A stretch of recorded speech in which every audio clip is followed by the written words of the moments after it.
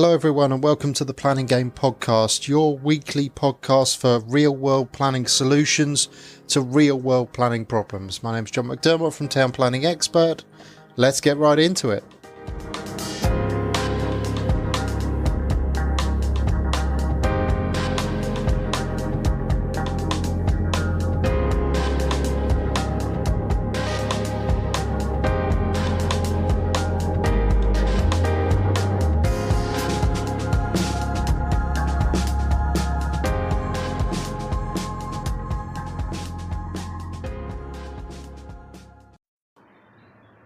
Okay, so the Bali sessions once again, and I'm with Dr. Fahd Kahn. Emphasis on the doctor there because he refuses to use it. And for the purposes of this podcast, we're going to say it's Professor Sreelal Harilal. I've probably butchered that. No. Of Provident Homes. Hi guys. Hi. Welcome to the Planning Game. So you're here out in Bali, talking about business and everything that we're doing here, but for once, we've actually got a proper project to talk through properly. So do you want to give some context, a little bit of context to this? Don't name the road or the person or whatever, but give a little bit of context to it, and then we can talk through, and I'm sure there'll be some learnings from everyone back at home. Okay, so this is a site that's come to me through a friend that wants some advice. It was a plot that wasn't sold in auction, and he's picked it up after auction, paid the 10% deposit. He feels it's been misrepresented as it was suggested to have planning or outline planning for 3 detached dwellings, and the agent had said it was per plot, individual, but it transpires that it's very basic outline, and there's been comments from the planner to say that he doesn't think that the current layout works, and there's a suggestion that semis might be more appropriate. So now it's a question of whether this site is still viable or not, and John's going to pick this apart for us. Yeah, so let's just talk a little bit about outlines, because I think it's really important to give some context. So outline planning permissions are only ever as good as the information that's put in, okay? There are 2 basic types of outlines. You have an all matters reserved outline, where they give nothing. They basically give a bit of land and say, what do you think of this? We think we can get this number of dwellings on it. And in reality, the council come back and say, yeah, we can do that. Or they negotiate with you and try and knock the number down. So that's an all matters reserved. Now, they're incredibly basic, very, very speculative, and they don't really help developers. They help property speculators. So they're very cheap to do, and they're there to release land forward. So that's all matters. And then you have the detailed outlines where they give something. They put something into the game. So in this case, they've put access into the game, albeit haven't put access in very well. And they've given a number of dwellings, and they've given an indicative layout. And it's on that indicative layout that the auctioneer has placed all the emphasis, and on that indicative layout that, that informed your friend's decision to purchase ultimately. But it's on that indicative layout that this comment appears, and you've kind of given me the comment, and the comment says, akin to, the layout as presented is not considered appropriate. You should be giving consideration to alternative house types, for example, 3-bed semi-detached, instead of large detached dwellings. And they really do give a steer in this comment, because they say they should all face Wentworth Drive. Now, the problem we've got with an outline of this type is when they do that, they shouldn't really have done that at all. When a planning authority assesses an outline planning permission of this type, it has to be certain that it can get the number of dwellings it approves on the land in an acceptable manner. So they can't really set up the outline to fall. They have to set it up to succeed. That's it. Right? Where you have this and they're actually saying, no, we want you to do something else, they are setting the outline up in a certain way. So they're saying, yeah, we'll give you the access from the main road, we'll give you a way to get on the site, and we'll specify in the report what we want to see, and that will get you to 3 dwellings. The problem is your friend has made his purchase decision on the auctioneer's specification, which said 3 detached dwellings, and here's the indicative layout. Because I bet that's what geared it all. That's right. Yes. Yeah. So the conversation that we've been having, the conversation we'll have, is what do you do with an outline of this type? Because essentially, and if you've listened to the planning game, you know we kind of set the game up like a virtual chessboard. So the first few moves have been made for us. We're joining the game after we've lost half our pawns and the queen on the other side is advancing. Yeah? So how do we deal with it? So the first thing we should always do is go back to that report. That report is almost key to say, okay, you didn't like this, so what do you like? They're pointing at housing types, and I'm not necessarily going to pick up on the semi-detached they pick up on, but they're pointing at housing types you find locally, specifically these semi-detached pair that you see here, right? And for those of you who can't see it, but picture a site in front of you and there's a pair of semi-detached properties off to one side. The council has pointed to that and said, well, why don't you do that? Now, if you were to do that, there would be no reason why you wouldn't get 4 houses on this site. That would be relatively straightforward. You would set them in the right position, road coming in from the front, everything facing the main street. That's what the council want to see. So the outline has been set up in the right way. You could even do that on the back of this outline. So the next stage after an outline permission is called the reserve matters. And the reserve matters deals with what you leave behind. So in this case, it would be layout, scale, appearance, and landscape. So in this case, you could set up a reserve matters very easily and execute it in such a way and put 3 houses on this site, and 3 detached would fit, albeit that's not quite what the council wants to see, but it is in line. They're talking about lining the lines in alignment, respecting the fronts, respecting the backs, getting it all to fit. You could do that very simply, and that would be a reserve matters application, wiping the slate clean here. You could put 4 semis in, so 2 pairs of semis side by side. That would work, and you would get that to fit also. Yeah. But what you have to do is essentially, when you're in this part of the game, you have to work with the game that you've got.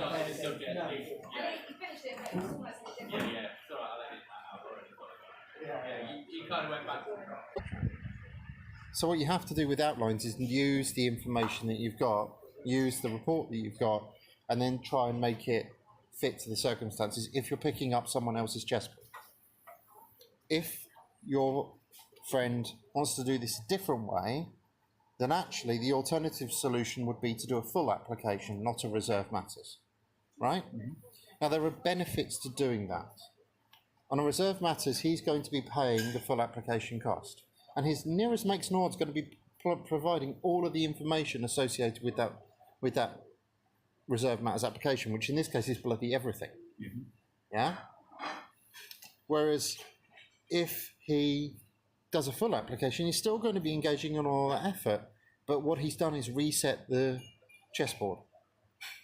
So that doesn't factor in the outline. It says do over the outline, we're starting from scratch. Yeah, it basically says we can't make the outline work for you, never mind, so here is our alternative.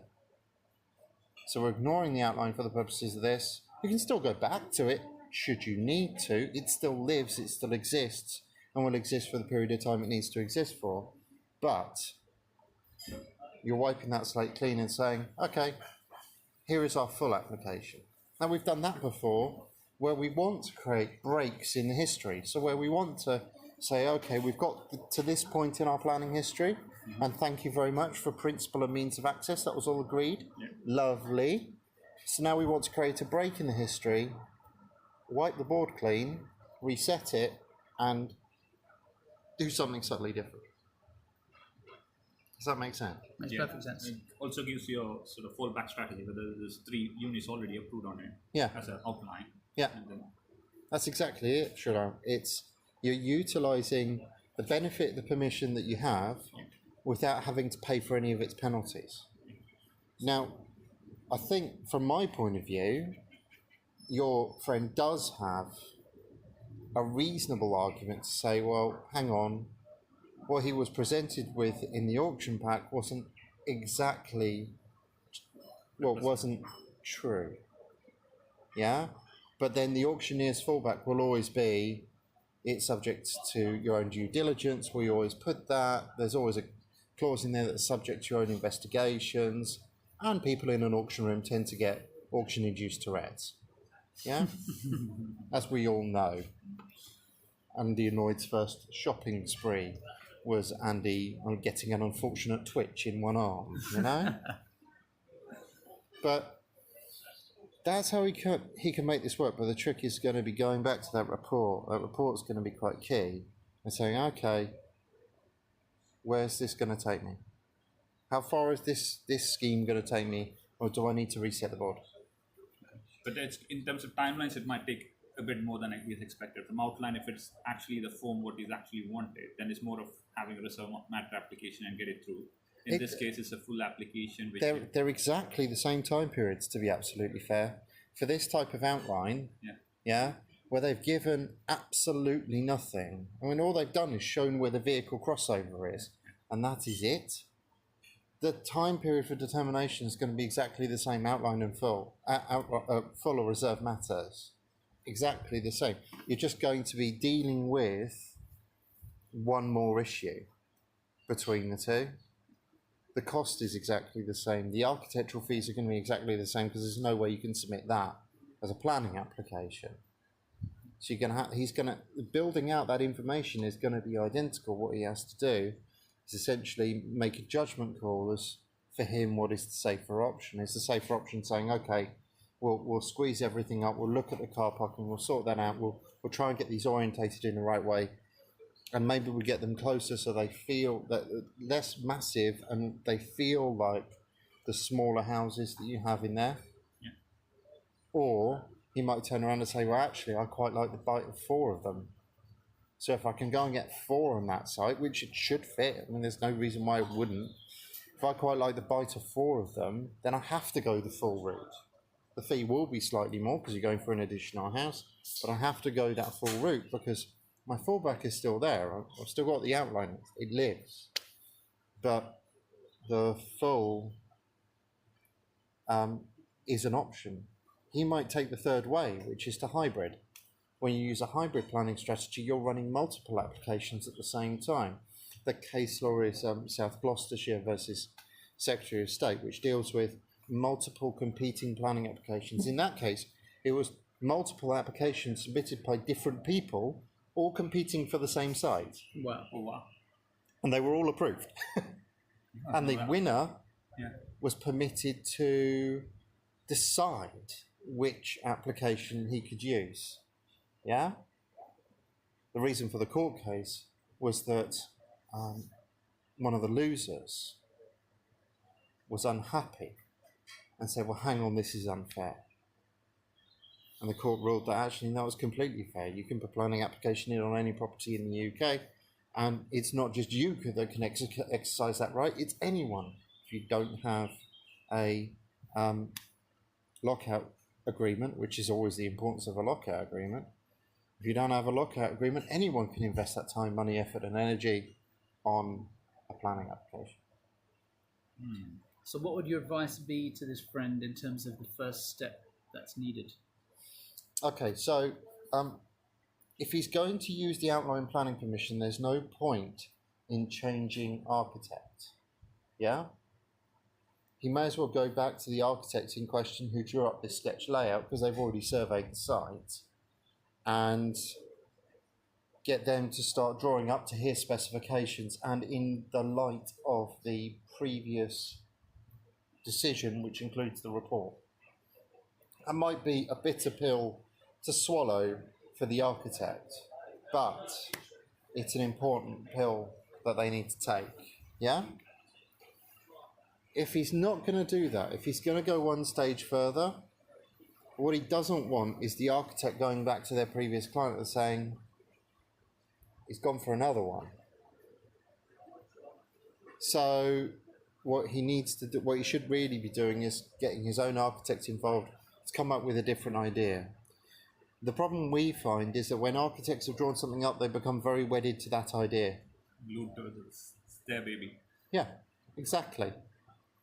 And you guys have had the same with your projects. I mean, you pick up a project and it's your project, it's your baby, it's important, you're passionate about it, and then suddenly anyone telling you to change it instantly becomes a dickhead. Right? But in this case, if you are going to do big changes away from the 3 houses that were approved, then getting a different pair of eyes on it is the important next step. Yeah? Where is your friend in terms of the purchase of this? He's paid the deposit. He's not going to be able to finance this commercially because it's only an outline and it's the most bare bones of outlines. And he's got the cash to purchase it. So he's got the cash, so he's going to buy it in cash. Is there any time limit on that cash facility? No, not the facility, but there is a time limit on completion because it's auction conditions. Yeah, so normally 28 days. Yeah, and it's already been granted an extension. Right. So he needs to make a very important decision, doesn't he? He either needs to execute this, and he's got a few options. He could get, if he executes it, gets the planning permission on it, and doesn't like the site at the back end, he could then flip that onto a deal sourcer and get rid of it. Flip it onto a small builder. It's the right size for a small builder for essentially what's make work. So if a small builder, especially around December, January, February, when the building industry is naturally shut down, but the builders are still paying their teams, yeah? This would be good make work for a builder in the slightly more harsh months. So in terms of timeline, I mean, it's going into the second week of October now. If he was efficient with the architect in getting the drawings and the planning application ready, what sort of time would we be looking at determination? So if he was efficient today, you are looking at 12 weeks to deal with a reserve matters application, or 12 weeks to deal with a full. And most councils, I mean, there are some councils which are worse than others, and the worst one I know at the moment is a 6-week delay on registration, so 6 weeks before application starts. But most councils are about 4 weeks behind on average.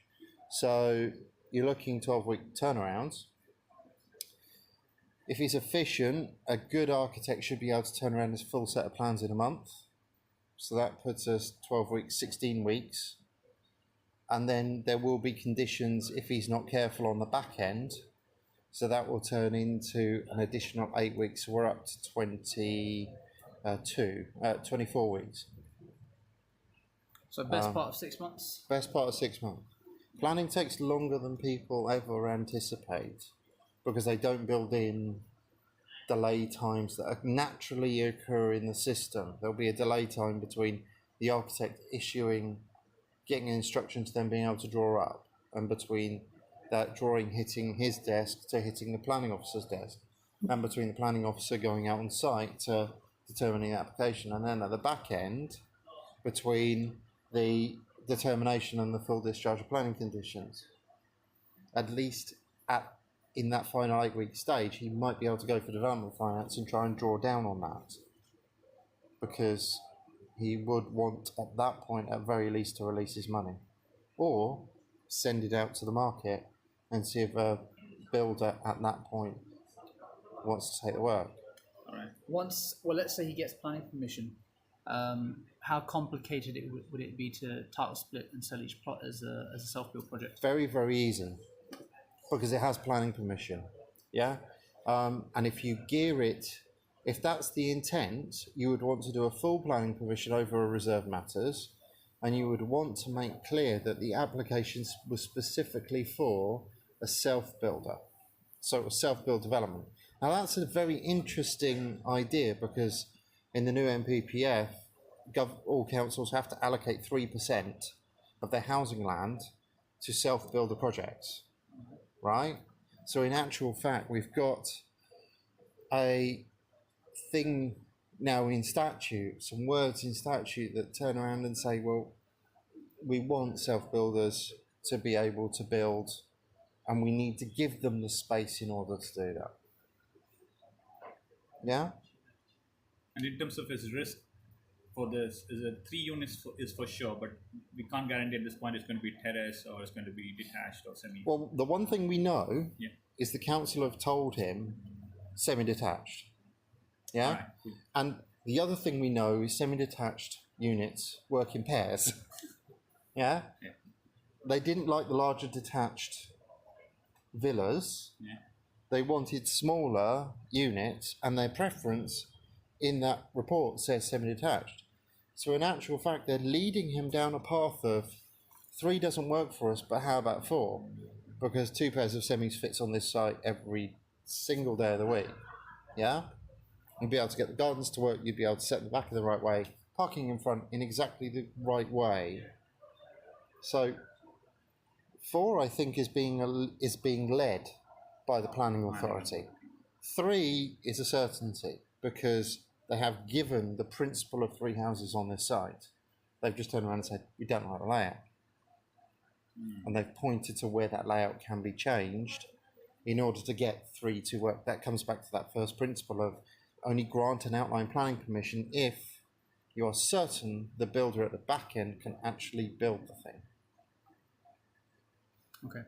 So if I interpret what you're saying, is the 2 pairs of semis, the 4 units, the path of least resistance compared to 3 detached in a line? That's exactly right. Okay.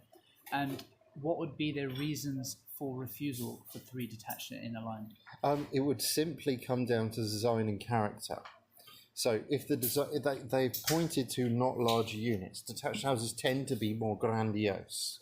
Yeah, they're also more difficult to do in a smaller configuration.